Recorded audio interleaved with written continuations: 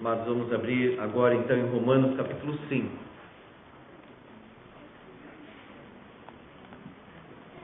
Versículo 1 a 11.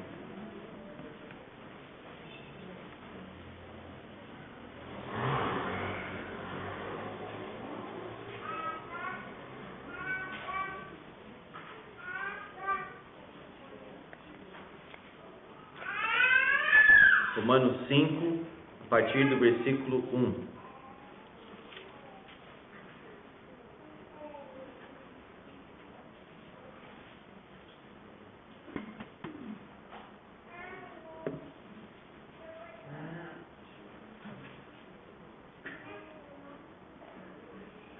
Romanos 5, versículo 1. Justificados, pois, mediante a fé, temos paz com Deus por meio de nosso Senhor Jesus Cristo, por intermédio de quem obtivemos igualmente acesso pela fé a esta graça na qual estamos firmes e gloriamo-nos na esperança da glória de Deus. E não somente isto, mas também nos gloriamos nas próprias tribulações, sabendo que a tribulação produz perseverança, e a perseverança, experiência, e a experiência, esperança. Ora, a esperança não confunde, porque o amor de Deus é derramado em nosso coração pelo Espírito Santo que nos foi outorgado. Porque Cristo, quando nós ainda éramos fracos, morreu a seu tempo pelos ímpios. Dificilmente alguém morreria por um justo, pois poderá ser que pelo bom alguém se anime a morrer. Mas Deus prova o seu próprio amor para conosco, pelo fato de ter Cristo morrido por nós, sendo nós ainda pecadores. Logo, muito mais agora, sendo justificados pelo seu sangue, seremos por ele salvos da ira. Porque se nós, quando inimigos, fomos reconciliados com Deus, mediante a morte do seu Filho, muito mais, estando já reconciliados, seremos salvos pela sua vida. E não apenas isto, mas também nos gloriamos em Deus por nosso Senhor Jesus Cristo, por intermédio de quem recebemos agora a reconciliação. Amém. Irmãos, diz o texto, temos paz com Deus. O fundamento dessa paz é a justificação pela fé, que ele tratou no capítulo 4 e no capítulo 3, versículo 21 em diante. Paulo, no capítulo 5, versículo 1 a 11, fala das bênçãos da justificação. Nós falamos como nós somos salvos da ira de Deus. E agora, quais são as consequências dessa justificação pela fé? São bênçãos. As bênçãos da justificação pela fé na vida do pecador amado. Paulo vem falando do capítulo 1 da ira de Deus sobre a humanidade pecadora, insubmissa, que não glorifica a Deus, que não adora a Deus. Mas essa ira que deveria cair sobre nós, gentios, sobre judeus moralistas e sobre qualquer outro que não guarda a lei, caiu sobre o Filho, Jesus Cristo.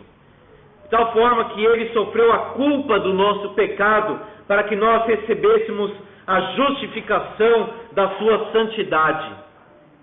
Agora, tem um pois, no versículo 1.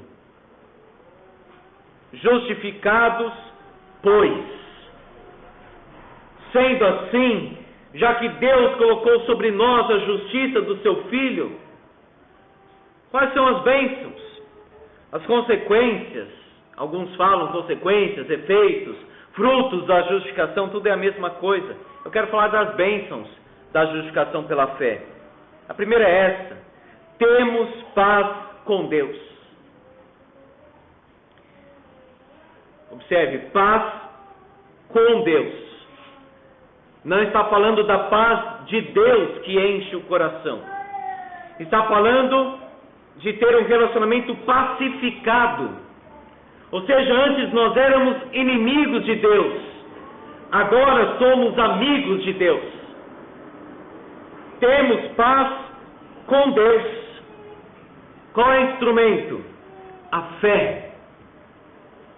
Talvez você diga: eu quero estar em paz com Deus, eu quero estar bem com Deus, eu quero ser amado por Deus e eu quero amar a Deus, eu quero ter um relacionamento ajustado com Deus.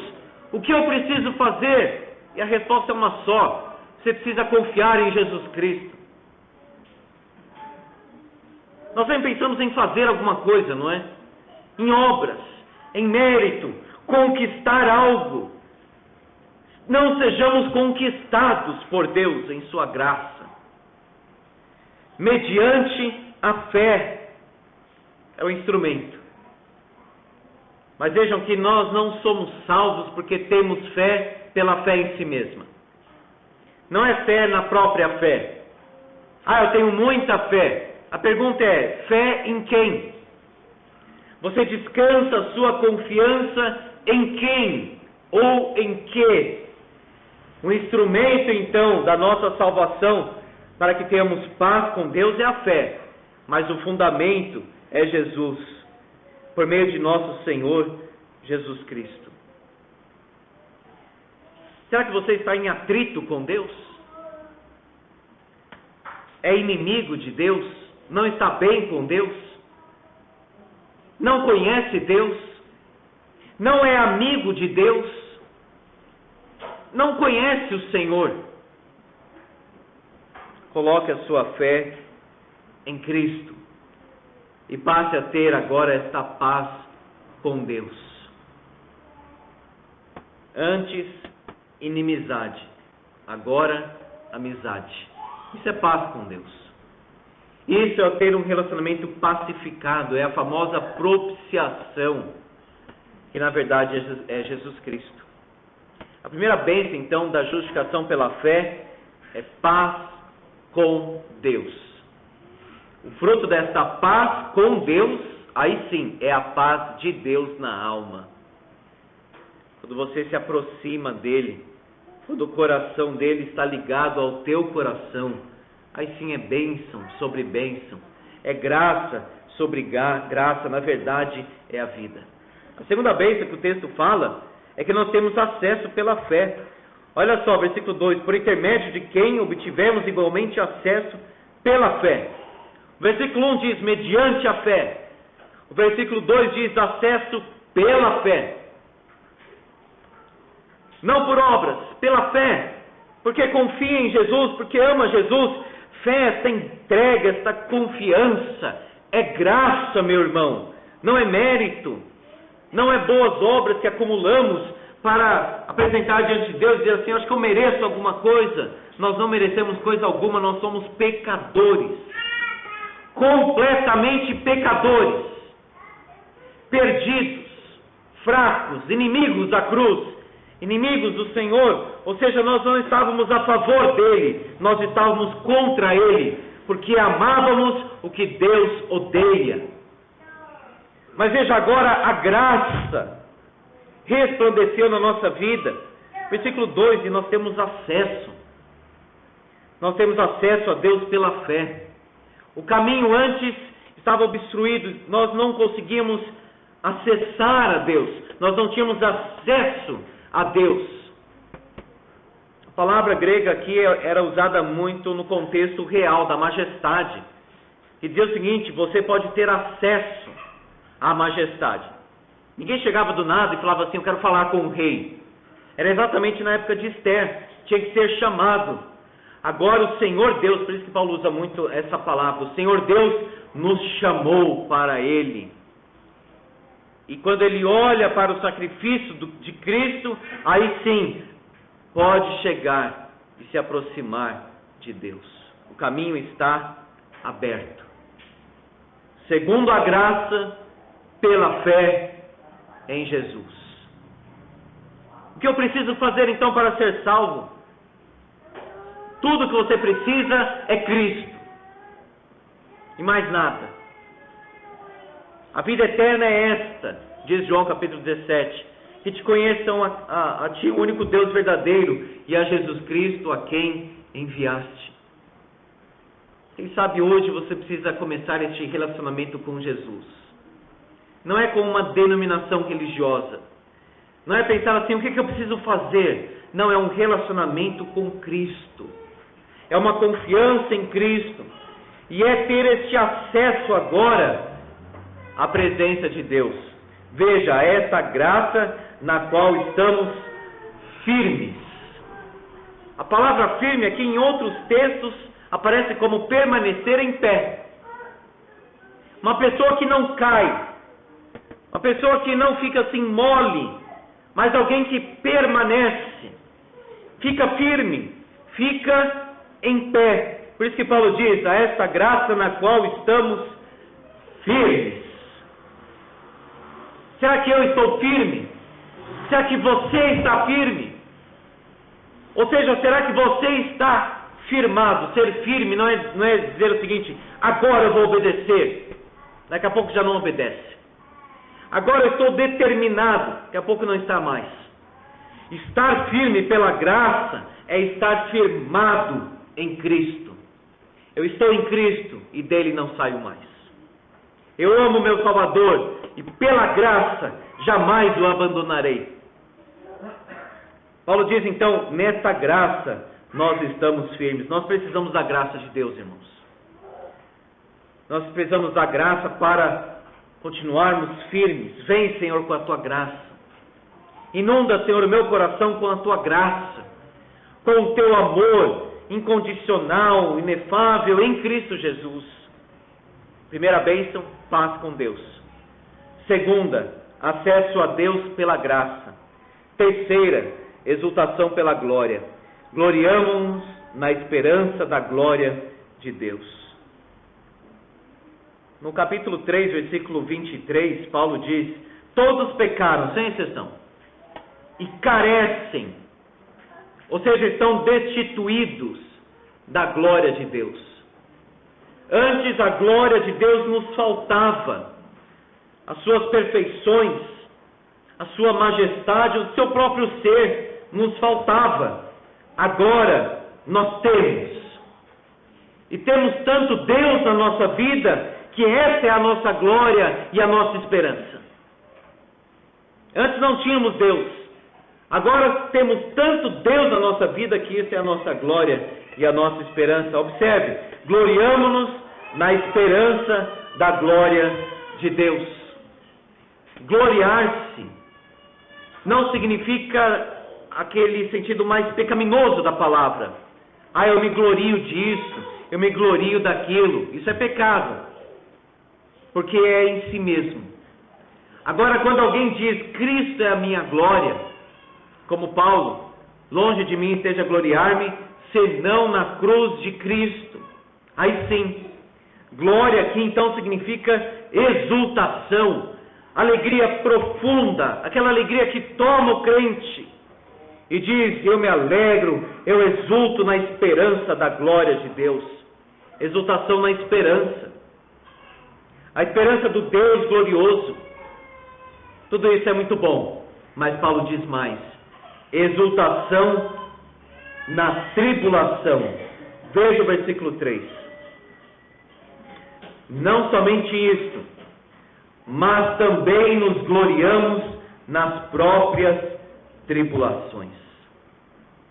Até aqui era mais fácil, digamos assim, de entender. Se gloriar, exultar e se alegrar na glória de Deus, no acesso a Deus, na justificação pela fé. Mas Paulo diz que ele se alegra, e se alegra muito, a ponto de se exultar e de se gloriar na tribulação. Tribulação é angústia, é aperto, é dificuldade.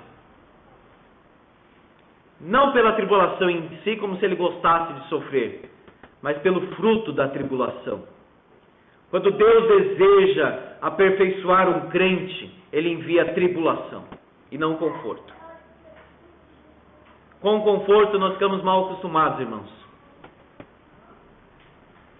A tribulação faz crescer. Muitas vezes a dificuldade, o aperto, quando a pessoa diz eu não aguento mais, eu estou sofrendo muito, ela fala isso várias vezes para Deus. Isso traz crescimento. A tribulação, veja, gloriamos, aí ele diz, nas próprias tribulações. Sabe por quê? A tribulação produz perseverança. Tem uma cena interessante daquele filme Desafiando os Gigantes. No futebol americano, um dos meninos mais fortes ali, um dos melhores do time, ele achava que não conseguia mais, ele estava desanimado com o time, ele achava que ia perder, que o campeonato já estava perdido, etc. E aí o técnico, sabiamente, colocou uma venda nos olhos dele e deitou nas costas, ele era realmente muito forte, e disse, olha, você vai me levar agora por tantos metros. E aí começou, e foi, e ele já tinha passado aquela quantidade dos metros ali. E ele falava, tá chegando, e o técnico dizia, aguenta mais um pouco, tá chegando, você vai mais, tá chegando, continua, o técnico falava. Ele atravessou o campo inteiro. Quando ele tirou a venda dos seus olhos, ele estava ali, digamos assim, maravilhado, e o time olhando para ele, porque ele tinha conseguido aquilo. Meus irmãos, o Senhor se coloca ao nosso lado e diz mais ou menos isso. Continua, persevere. E este jogador no filme, ele passou a estimular os outros, porque ele foi encorajado pelo seu técnico. Mas foi no que? Na tribulação. Quando ele achava, eu não aguento mais, eu não consigo, ou no máximo eu vou conseguir esses tantos aí de metros. Não! A tribulação produz perseverança. Perseverança, sabe o que é perseverança? É aguentar as coisas. As pessoas dão umas palavras bonitas hoje, a palavra hoje é resiliência. Resiliência. A ideia que as pessoas querem trazer de resiliência é isso aqui, é perseverança. Não sei se você já viu uma imagem do passarinho debaixo da chuva, e ele está com a cabeça inclinada, assim, chovendo muito, mas ele continua ali. Dá até dó do passarinho. Aquilo é perseverança. A pessoa continuar, não importa o tamanho da tribulação, da dificuldade, da perda que enfrentou, ela continua firme com Deus. Agora isso não está na pessoa. É aquele que está ao nosso lado, como nós vimos pela manhã. O Senhor Jesus se coloca ao lado de Paulo e diz, Paulo, coragem. Do modo como você testemunhou aqui em Jerusalém, você também irá testemunhar em Roma. Portanto, não peça para Deus tirar as tribulações. Até pode pedir, mas não espere sempre que Deus faça isso. Sabe por quê? Porque aquela tribulação pode preparar uma grande bênção na sua vida da parte de Deus. Deus sabe como treinar os crentes. A vida não é um sossego, a vida cristã. Não, Deus está treinando os crentes. E esse treinamento vem com tribulação, dificuldade e luta. Mas você fica mais forte. Nessa cena do filme, quando tira as vendas dos olhos desse jovem, do jogador, e ele olha, ele atravessou o campo inteiro. E se você olhar para a sua vida, você cristão, enfrentou muita tribulação. Você olha também tudo que você já passou, o que já experimentou, o que já superou. Você fica impressionado, mas não deixe de dizer graças a Deus também. Perseverança, ou seja, paciência, tolerância, capacidade para permanecer debaixo de algo e continuar. Esse é o crente que Deus quer usar. Isto é perseverança. Tribulação produz perseverança. A perseverança produz experiência, diz aí o versículo 4. Experiência é caráter aprovado. Ser considerado fiel. Não dá para pular para a experiência. Eu já quero a experiência. Não, a experiência está depois. É tribulação, perseverança, quando você diz, eu não aguento mais, Deus, e Deus diz para você, sim, pela força do meu espírito, Você vai continuar, e você continua e dá graças a Deus depois. Tribulação, perseverança, experiência, caráter aprovado. Alguém que passa pelo fogo da prova. Aprovação é isso, é passar pelo fogo e fica ali mais forte. Se você olha para um cristão que passou muita tribulação, muita luta, talvez perda, angústia, dificuldade, mas ele permaneceu, ele teve perseverança pela graça de Deus, pode ter certeza, ele está mais forte hoje. Ele conhece Deus mais de perto. Jó perdeu tudo. Ao mesmo tempo ele ganhou tudo depois. Antes eu te conhecia só de ouvir falar. Agora os meus olhos te veem. Tribulação, perseverança, experiência. E aí que vem, irmãos. E aí que Deus derrama a esperança. A esperança. Esperança não é expectativa. Esperança na Bíblia é certeza. Você sabe que vai acontecer. A esperança não confunde, isto é, não decepciona. A esperança não desonra. Então veja, esse crente vai acompanhando o raciocínio. Passou muita tribulação, mas ele perseverou. Ele continuou fiel a Deus. Ele não abandonou o barco. Deus deixou ele mais forte.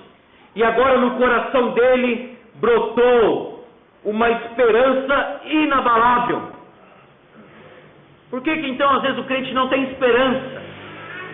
Tem medo, não consegue ficar firme, porque ele não tem disposição para perseverar debaixo da tribulação.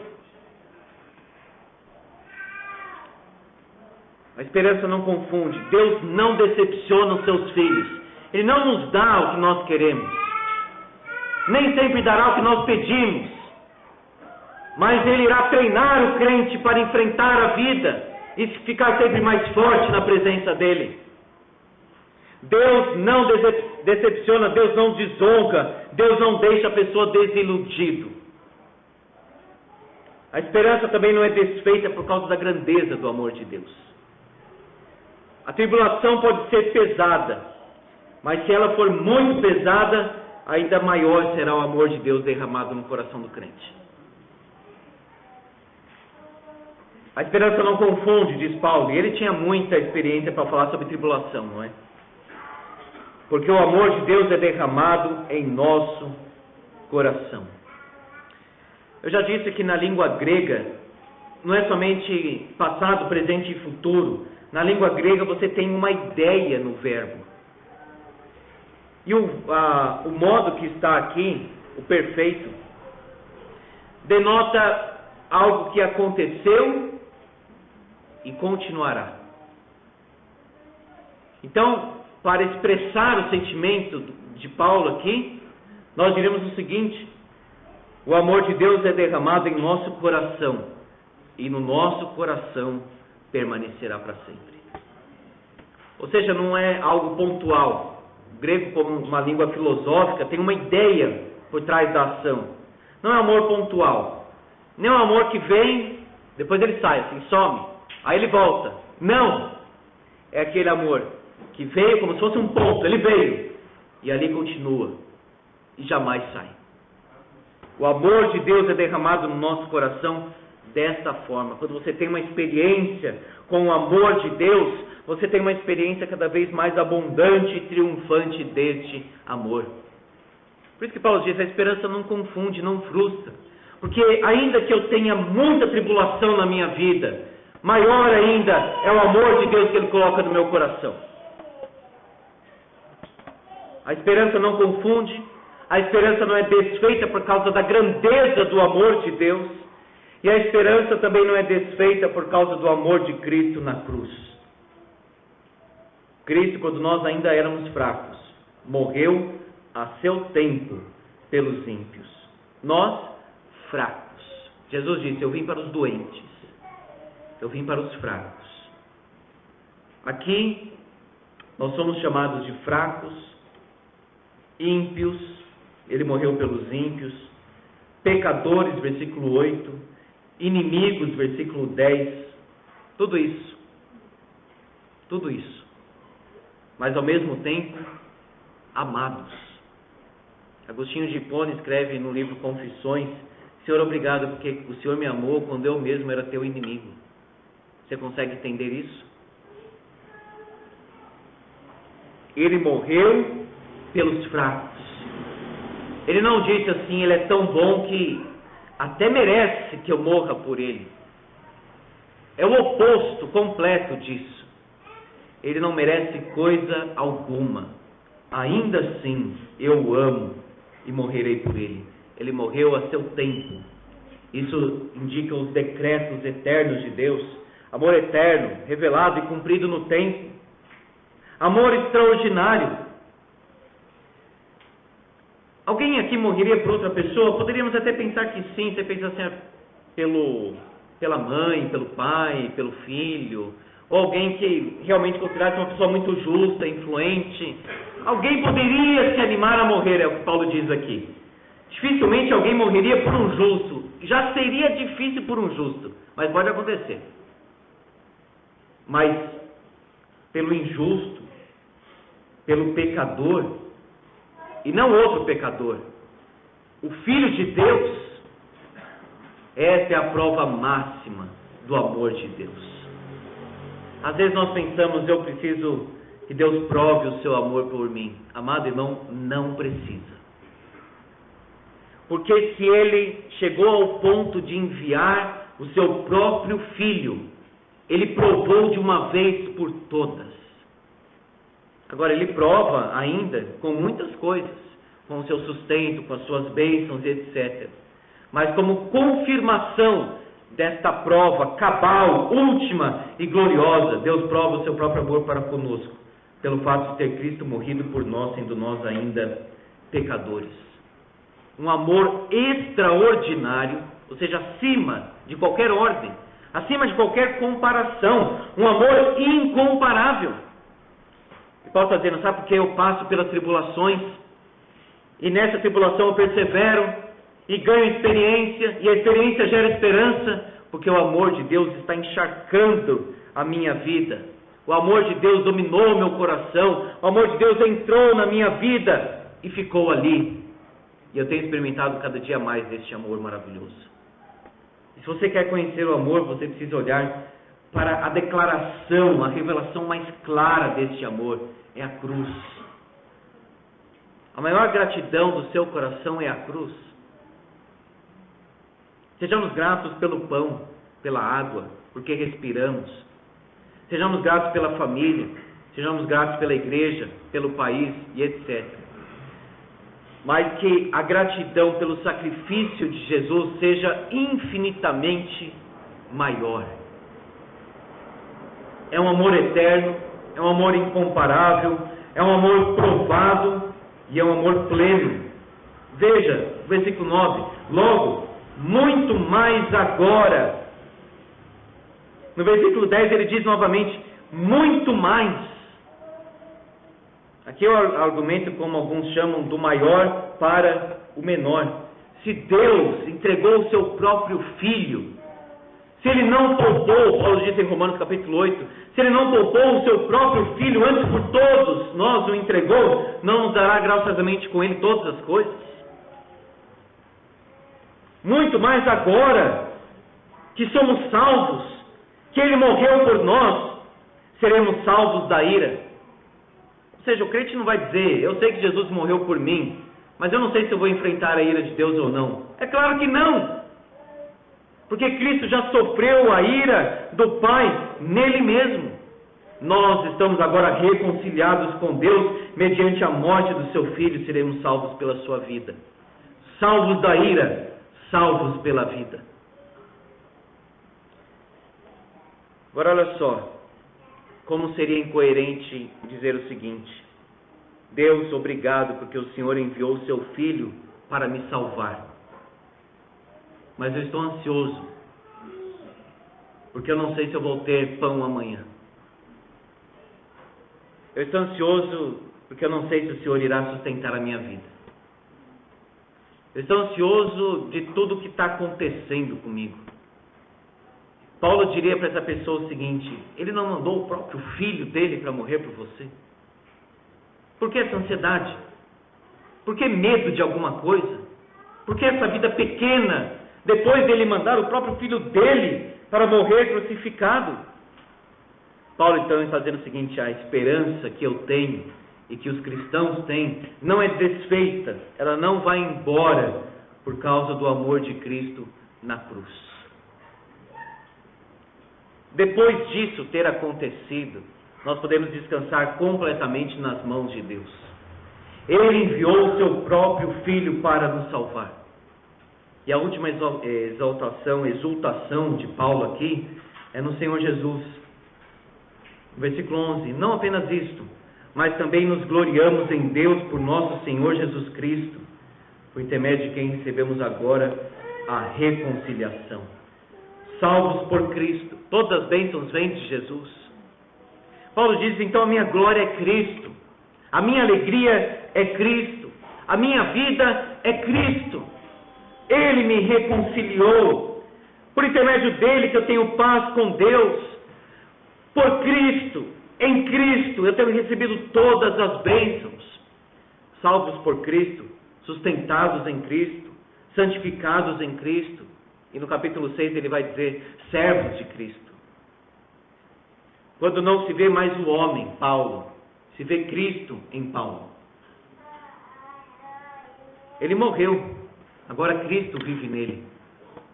Agora sim, ele tem vida, selado nesse sangue. Você tem tido experiência do amor de Deus? Jesus Cristo é o seu Salvador? Jesus Cristo é um assunto da sua vida ou é a sua vida? Jesus Cristo não é um tópico da Escritura. Ele é o ponto central da Escritura. Tudo converge em Cristo Jesus. Portanto, qual é a bênção da salvação? Paz com Deus, pela fé, acesso a Deus pela graça e exultação pela glória de Deus em Cristo Jesus. Antes, inimigo, estava longe do Senhor, não queria saber dele. Agora diz Paulo: fostes aproximados. Deus trouxe. Reconciliou o pecador com ele mesmo. Deus veio ao nosso encontro nesta reconciliação. É por isso que quando tem briga, nós devemos ir ao encontro da reconciliação. E não esperar, ou justificar, ou criar uma história qualquer. Deus foi ao nosso encontro na reconciliação. Nós temos paz. O amor de Deus chegou na nossa vida e ficou para sempre. E ficará para sempre. Não é um ponto que vem e volta. É uma experiência cada vez mais profunda. O pecado, sim, pode diminuir esta experiência gloriosa da vida cristã. Quem sabe você é cristão, mas tem experimentado muito pouco de tudo isso aqui. Quem sabe você já é cristão, mas não tem essa perseverança, essa experiência, essa esperança. Quem sabe você sente Deus assim meio distante. Sabe explicar o amor de Deus, mas não tem experiência deste amor no coração. Não vale nada. Escrever um capítulo a mais no livro de teologia, sem ter experiência deste amor, não vale coisa alguma. Paz, amor e esperança. Esse é o resumo da vida cristã. O amor de Deus no nosso coração. A paz com Deus mediante a cruz. E a esperança que vem da tribulação, da perseverança, experiência, esperança. Louvado seja o Senhor. Amém. Vamos orar.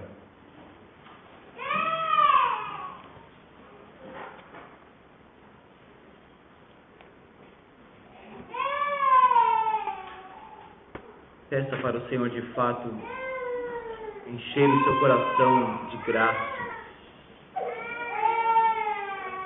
As bênçãos da justificação pela fé. Diga: Senhor, eu quero te conhecer.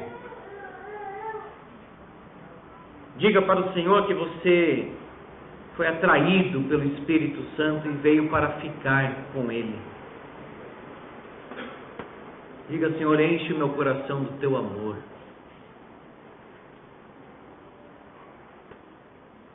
Diga para o Senhor que você quer ser amigo dele como Abraão foi. Ó Deus,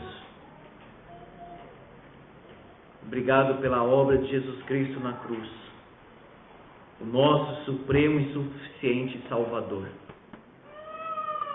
Obrigado que temos paz com Deus. Obrigado porque o Senhor mesmo resolveu essa situação que jamais, Senhor, poderíamos solucionar. Nós estávamos completamente dispersos como ovelhas desgarradas. Mas teu Filho, através da cruz, nos trouxe de volta para este rebanho, cujo pastor é o Senhor Jesus.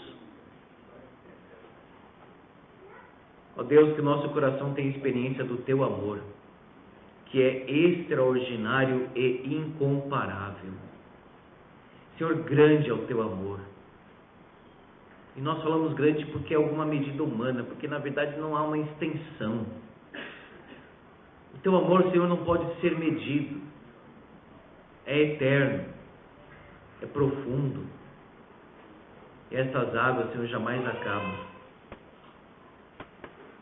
Deus, diante do teu amor tão profundo, tão forte, que nós possamos te amar mais. Ainda que nem de longe, o nosso amor seja semelhante ao teu por nós, mas que possamos te amar mais, que possamos perseverar, Senhor, debaixo das lutas, das provas, das lágrimas, que o Senhor nos dê mais perseverança, maior perseverança, que tenhamos mais experiência, Senhor, que sejamos aprovados e não reprovados. Aumenta, Senhor, no nosso coração a esperança da glória final, da glória eterna. E obrigado porque o Senhor morreu por nós quando nós ainda éramos pecadores. E agora, Deus Santo, que Cristo seja a nossa glória, que Cristo seja a nossa alegria, a nossa vida, o nosso cântico, o nosso louvor, a nossa gratidão. Que Cristo seja o centro, ó Deus, dos nossos pensamentos. Que Ele seja o primeiro e o último pensamento. Que possamos fazer todas as coisas em nome do Senhor Jesus e para a glória do Senhor Jesus. Que outros possam ver na nossa vida o amor de Jesus Cristo. Ó Deus, se alguém neste lugar ainda não conhece o teu amor, que esta seja a noite. Que seja uma noite de encontro, porque o Senhor vai ao encontro do pecador. Ó Deus, e aquele que se encontra afastado, que está meio alienado do Senhor, traz de volta para o teu coração. Acende a chama, Senhor. Acende novamente aquela intimidade, aquele prazer, aquela comunhão. Muito obrigado, Senhor, por ter enviado teu Filho para morrer por nós. Em nome de Jesus. Amém, Senhor.